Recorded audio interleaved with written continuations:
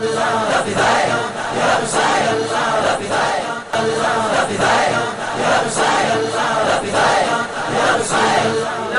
چیز کا نام ہے حضور علیہ السلام کی تشریف آوری کا ذکر کرنا اور حضور علیہ السلام کی عظمت اور آپ کی شان بیان کرنا، یہی تو میلاد ہے۔ چنانچہ پروردگار عالم نے میلاد مصطفیٰ کا ذکر کرتے ہوئے قرآن مجید میں فرمایا لقد جاءکم رسول من انفسکم عزیز، تحقیق کے بے شک تمہاری ہی طرف سے، تمہیں میں سے تمہاری طرف ایک رسول آئے جن پر تمہارا مشقت میں پڑنا گرا ہے۔ اس آیت کی تفسیر میں مفسرین نے اس آیت کی وضاحت میں جو کچھ فرمایا وہ میلاد مصطفیٰ ہے۔ پروردگار عالم نے ارشاد فرمایا قد جاءکم من اللہ نور وکتاب مبین، بے شک تمہارے پاس اللہ کی طرف سے ایک عظمت والا نور آیا اور روشن کتاب قرآن مجید آیا۔ اکثر مفسرین فرماتے ہیں کہ یہاں نور کامل، نور عظیم سے مراد حضور علیہ السلام کی ذات ہے۔ تو نور کے لفظ کے ساتھ، نور کے کلمے کے ساتھ حضور علیہ السلام کی آمد کا بیان پروردگار عالم نے اس آیت میں فرمایا، اور اس کی وضاحت میں جس مفسر نے جو فرمایا وہ میلاد کا ذکر ہے۔ پروردگار عالم نے یوں تو بے شمار احسانات کیے، لیکن اس انداز میں، اس اچھوتے اور نرانے انداز میں کبھی اپنا کوئی احسان جتایا نہیں جس اچھوتے اور نرانے انداز میں آمد مصطفیٰ کے احسان کو جتایا۔ ارشاد فرمایا لقد من اللہ علی المؤمنین اذ بعث فیہم رسولا من انفسہم، کہ تحقیق بے شک کہ اللہ نے ایمان والوں پر احسان عظیم فرمایا کہ انہی میں سے ان کی طرف ایک رسول ذی وقار کو بھیجا۔ اس آیت کی تفسیر میں صحابہ نے جو فرمایا، تابعین نے جو فرمایا، اولیاء نے جو فرمایا، مفسرین نے جو فرمایا، یہ سب کے سب میلاد مصطفیٰ صلی اللہ علیہ وسلم۔ تو اسلاف نے تو یوں میلاد منایا کہ جب قرآن کی تفسیر بیان کی تو میلاد منایا، جو سیرت مصطفیٰ بیان کی تو میلاد منایا۔ میلاد منانے کا انکار کرنے والے انکار کر کر کے تھک گئے، ان کی نسلیں ختم ہونے کو ہیں اور وہ ختم ہو جائیں گے، لیکن میلاد منانے والوں کی تعداد کی گنتی بھی پوری نہیں ہو سکتی۔ اور میلاد منانے والے کل بھی تھے، آج بھی ہیں اور صبح قیامت تک ہوں گے، اور میلاد کا ذکر روکنے والے مٹ جائیں گے، لیکن میلاد ہوتا رہے گا، ہوتا رہے گا، ہوتا رہے گا۔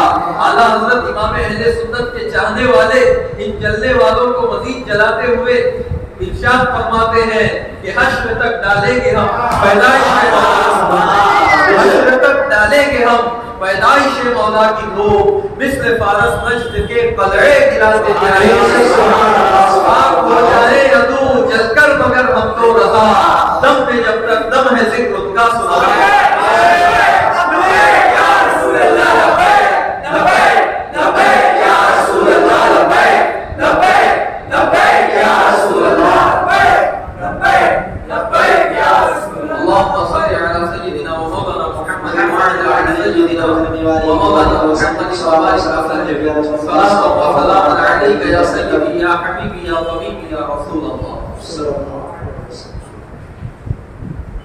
اب ایک اور مسئلہ ہے، ذرا میں اس کی بھی وضاحت کرنا چاہتا ہوں۔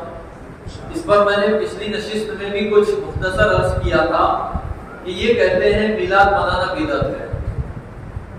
میں نے میلاد کی تعریف کر دی، اور میں نے جو میلاد کی تعریف کی اور میلاد سے ہم اہل سنت جو مراد لیتے ہیں، میں نے یہ عرض کر کیا کہ یہ میلاد تو قرآن میں بھی موجود ہے، یہ میلاد تو حضور علیہ السلام کے فرمان میں بھی موجود ہے، یہ میلاد تو صحابہ کرام کی تعلیم میں بھی موجود ہے، یہ میلاد تو تمام اولیاء کرام کے عمل میں موجود ہے، لہذا میلاد تو بدعت ہو ہی نہیں سکتا۔ آج جو ہم محفل میلاد منعقد کرتے ہیں، اس میں کون سی چیز ایسی ہے جو قرآن و حدیث میں نہیں ہے، جو صحابہ کے زمانے میں نہیں؟ کون سی چیز ایسی ہے؟ مسجد میں ہمارا جمع ہونا کیا یہ بدعت ہے؟ ہرگز نہیں۔ حضور علیہ السلام کے زمانے میں صحابہ کرام مسجد میں جمع ہوتے رہتے تھے۔ حضور علیہ السلام صحابہ کرام سے مسجد میں اپنی شان بیان کیا کرتے تھے، صحابہ بھی ایک دوسرے سے مصطفیٰ جان رحمت صلی اللہ علیہ وسلم کا ذکر کیا کرتے، آپ کی پیاری پیاری سنتوں کا ذکر کیا کرتے، آپ کی پیارے پیارے اسوہ حسنہ کا ذکر کیا کرتے۔ تو مسجد میں جمع ہو کے ذکر مصطفیٰ کرنا، اس کو تو کوئی بدعت کہہ ہی نہیں سکتا۔ پھر مسجد میں جمع ہو کر نعت پڑھنا، یہ بھی سنت صحابہ ہے۔ بخاری شریف کی حدیث ہے، مشکات المصابیح میں بھی ہے، حدیث صحیح ہے جس کا انکار میلاد کے منکرین کا باپ بھی نہیں کر سکتا۔ احادیث صحیحہ میں آیا حضرت حسان ابن ثابت بارگاہ رسالت میں مسجد نبوی میں نعت پڑھا کرتے تھے۔ حضور علیہ الصلوۃ والسلام نعت خواہ کے اعزاز میں ان کے لیے حکم دیا آپ نے کہ مسجد نبوی میں منبر لگایا جائے۔ فرمایا اے حسان منبر پر چڑھو اور میری نعت بیان کرو۔ میری مخالفت کرنے والے کفار کا میری طرف سے جواب دو، ان کی ہجو کرو۔ یا حسان اہجوہم اللہم ایدہو بروح القدس، اے اللہ جبریل امین کے ذریعے تو حسان کی مدد فرما۔ علماء فرماتے ہیں کہ اس دعا کا یہ اثر ہوا کہ حضرت حسان ابن ثابت فرماتے ہیں کہ حضور علیہ السلام کی دعا کا مجھ پر یہ اثر ہوا کہ 70 سے زائد نعت کے وہ اشعار ہیں کہ خود حضرت جبریل امین نے ان اشعار کو بنانے میں میری مدد کی۔ نعت کے اشعار کہنا جبریل کی سنت، حضرت حسان کی سنت، اور نعت کہلوانا اور پڑھوانا مصطفیٰ جان رحمت کی سنت۔ حضرت کعب ابن زہیر بارگاہ رسالت میں حاضر ہوئے، مشہور زمانہ ناقیہ قصیدہ بانا سواد مسجد نبوی میں صحابہ اکرام کے مبارک مجمع میں امام الانبیاء کے سامنے پڑھ کے سنایا۔ حضور علیہ السلام نے انعام دیا، اپنی مبارک چادر عطا فرمائی۔ سیرت کی تمام مشہور کتابوں میں یہ روایت موجود ہے۔ اسی طریقے سے جنگ حنین کے بعد جب حضور علیہ السلام نے کافروں کے لشکر کے سپہ سالار حضرت مالک ابن عوف ثقفی رضی اللہ تعالیٰ عنہ کے بارے میں کہا کہ ان سے کہہ دو اگر وہ میرے پاس معافی مانگنے آئے اور اسلام قبول کر لیں تو میں انہیں معاف کر دوں گا، ان کا سارا مال جو غنیمت میں ہمارے پاس آیا واپس کر دوں گا اور اپنی طرف سے 100 اونٹ عطا کروں گا۔ اس وقت حضرت لاکھ دشمنی کے باوجود کفار کے 30,000 لشکر کے سپہ سالار حضرت مالک ابن عوف مسلمانوں کو قتل عام کرنے کے لیے اپنے پورے لاؤ لشکر کے ساتھ نکلے تھے۔ ساری کوشش کی لیکن اللہ نے مسلمانوں کو فتح مبین عطا فرمائی۔ شرم کے مارے قبیلہ بنی ثقیف کے علاقے طائف میں اپنے قلعے میں رپوش ہو گئے تھے، کسی کو منہ نہیں دکھا رہے تھے شرم کے مارے۔ ایسی شرمناک کفار کو ہار ہو گئی تھی لیکن ان کی قسمت میں ایمان تھا۔ جیسے ہی حضور علیہ السلام کا یہ فرمان سنا کہ اگر مالک ابن عوف میرے پاس آئے مجھ سے معافی مانگے اسلام قبول کرے تو میں معاف کر دوں گا، اس کے سارے مال کو جو غنیمت میں میرے پاس آیا لوٹا دوں گا اور اپنی طرف سے 100 اونٹ عطا کروں گا۔ عرب کا کیا پوری دنیا کا اس وقت دستور تھا، جو قوم فاتح ہوتی تھی وہ مفتوح قوم کا قتل عام کیا کرتی تھی، وہ مفتوح قوم کا مال لوٹ لیا کرتی تھی اور کوئی معافی تلافی نہیں ہوتی تھی۔ اگر جان بخش بھی دیتی تھی تو مال واپس نہیں کرتی تھی۔ فاتح کبھی بھی مفتوح کا مال واپس نہیں کرتا تھا۔ لیکن لاکھ دشمنی کے بعد مالک ابن عوف رضی اللہ تعالیٰ عنہ کو یقین تھا کہ حضور علیہ السلام جو فرماتے ہیں وہ کر گزرتے ہیں۔ آپ کا ارشاد پتھر کی لکیر سے زیادہ مضبوط ہے، جو بھی آپ نے فرمایا کیا، جو بھی وعدہ کیا اسے پورا کیا۔ چنانچہ بارگاہ رسالت میں حاضر آئے، اسلام قبول کر لیا، معافی چاہی، مصطفیٰ کریم صلی اللہ علیہ وسلم نے معاف کر دیا اور مال غنیمت میں جو ان کی باندیاں اور ان کے غلام اور ان کے جانور قبیلے کے سردار تھے، بہت مالدار تھے، کثیر تعداد میں بکریاں اور اونٹ وغیرہ یہ سب مال غنیمت میں آئے تھے، سب لوٹا دیے اور بہت سارا مال آیا تھا وہ بھی لوٹا دیا اور اپنی طرف سے وعدے کے مطابق اپنی طرف سے وادی بھر کے 100 اونٹ بھی انہیں عطا کیے۔ حضرت مالک ابن عوف ثقفی رضی اللہ تعالیٰ عنہ نے جب میرے آقا مولا صلی اللہ علیہ وسلم کی عطا دیکھی تو جھوم گئے، ان پر ایک وجد کی کیفیت طاری ہو گئی اور مچل گئے اور عالم وجد میں کچھ اشعار آپ کی زبان سے نکلے، کچھ نعتیہ اشعار نکلے، وہ نعتیہ اشعار بھی سیرت کی کتابوں میں اور محدثین نے محفوظ کر دیے۔ حضرت مالک ابن عوف نے بارگاہ رسالت میں جو عرض کیا تو میں مختصر میں ایک دو شعر عرض کرتا ہوں. انہوں نے عرض کیا ما ان رأیت ولا سمعت بمثله فی الناس کلہم بمثل محمد، کہ نہ میں نے سنا نہ میں نے دیکھا کہ لوگوں میں حضور علیہ الصلوۃ والسلام جیسا بھی کوئی ہوا ہو.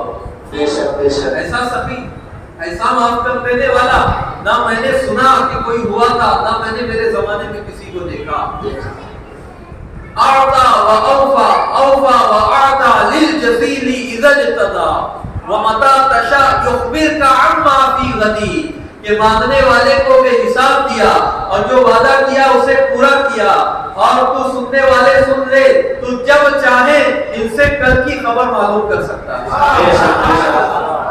اور بھی اشعار ہیں المختصر، انہوں نے یہ مبارک اشعار بارگاہ رسالت میں نعت کے سنائے کہ جو وعدہ کیا پورا کیا، مانگنے والے کو بے حساب دیا، اور تو جب چاہے کل کیا ہونے والا ہے اس سے خبر دریافت کر سکتا ہے اور یہ بتا سکتے ہیں. معلوم یہ ہوا کہ کل کیا ہونے والا ہے، یہ غیب کی خبر ہے اور صحابی کا عقیدہ ہے جسے انہوں نے اپنے نعتیہ اشعار میں ظاہر کیا کہ حضور علیہ الصلوۃ والسلام کل کیا ہونے والا ہے، غیب کی خبر بھی تو جب چاہے ان سے پوچھ سکتا ہے اور یہ چاہے تو بتا بھی سکتے ہیں. بے شک تو غیب نبی جانتے ہیں، یہ عقیدہ صحابی کا ہے. اس پر حضور علیہ الصلوۃ والسلام نے منع نہیں کیا، بلکہ نعتیہ اشعار سننے کے بعد انہیں ان کے قبیلے کا سردار بدستور باقی رکھا اور کہا کہ جاؤ تمہارے قبیلے میں تبلیغ کرنے والوں کا میں تمہیں امیر بناتا ہوں، اور جاؤ تمہارے قبیلے میں اسلام کی تبلیغ کرو. سبحان اللہ سبحان اللہ. تو دیا مصطفیٰ نے ایسا بے مثال عطا کیا کہ ویسا نہ کوئی دے سکتا ہے نہ کسی نے دیا ہے. اسی لیے بریلی کے امام نے کہا کون دیتا ہے دینے کو منہ چاہیے، کون دیتا ہے دینے کو منہ چاہیے، دینے والا ہے سچا.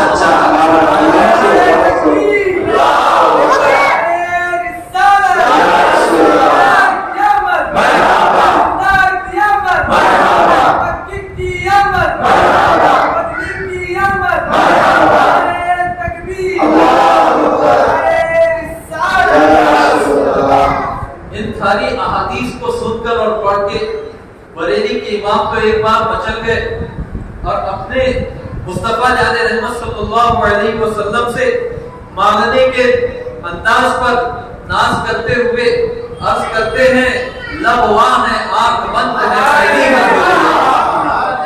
وہ کھلا ہے مانگ رہے ہیں. لب واں ہے آنکھ بند ہے، پھیلی ہے چولیاں، کتنے مزے کی بھیک تیرے پاک دریا. مانگتا کا ہاتھ اٹھتے ہی داتا کی دیر تھی، دیر نہیں ہوتی یہاں.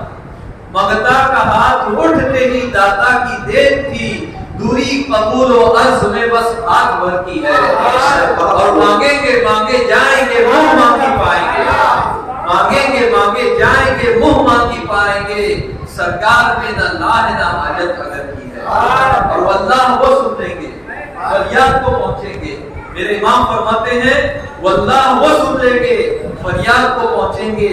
اتنا تو وہ کوئی جو آہ کرے، مانگنا دور کی بات ہے، آہ تو کرو دل سے، سرکار کی مدد آ جائے گی. یہ وہ آقا نہیں ہے کہ جو انتظار میں ہوتے ہیں کہ میرا مانگنے والا جب رو رو کے گڑ گڑائے گا اور بات مانگنے میں آہو فغا کرے گا تب میں اسے دوں گا. نہیں، بلکہ استاد زمان فرماتے ہیں کیوں اپنی گلی میں وہ روادار صدا ہو، کیوں اپنی گلی میں وہ روادار صدا ہو جو بھیک لیے راہ گدا دیکھ رہا ہو. مانگتا تمہیں منگتا کوئی شاہوں میں دکھا دے، جس کو میرے سرکار سے ٹکڑا نہ ملا ہو. اور آتا ہے فقیروں پہ انہیں پیار کچھ ایسا، آتا ہے فقیروں پہ انہیں پیار کچھ ایسا، خود بھیگ دے اور خود کہے ممتا کرنا.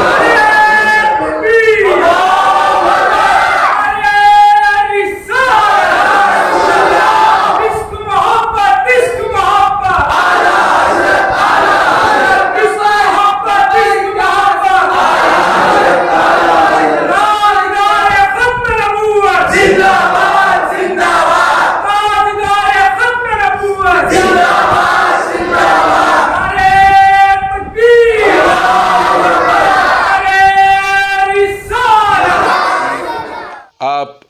हमारे मिल्लत चैनल को सब्सक्राइब करें, लाइक करें और अपने मुफीद मशवरों से, कमेंट से, मज़बूत कमेंट से हमें नवाजें।